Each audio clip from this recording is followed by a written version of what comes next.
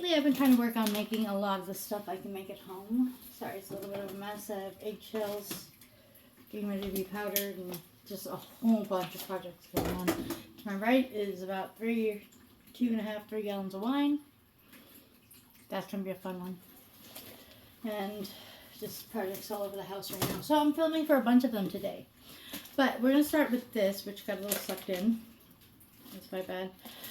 I am starting to make my own, as much stuff as from home as I can. And starting with bread. Now this one actually got a little overcooked. I left it in for about 10 minutes. I'll show you how to make it. But take it out at about the 30-35 minute mark. Don't leave it in for an extra, 5 minutes like I did. And then what I do when I take it out of the oven, it immediately falls right out of my pan, which is great. And I immediately throw it into a bag. This one kind of got all sucked in from it, so that was my bad. But what happens when you put it in the bag is when this top part's really hard, you put it in the bag and the moisture that's left in it will actually steam it and soften all of this up. So this is all soft now. And really great. Actually, I don't remember cleaning that recently, so. Okay. Anyways, it's really great for the family.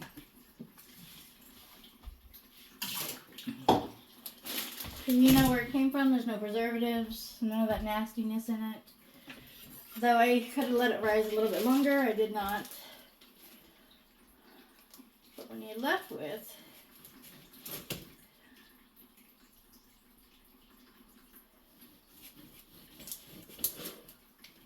is a beautiful piece of bread. So I'm going to show you guys how I make this beautiful white bread, which, mind you, I love the inside of the breads. They're very good. They're very good. Yeah.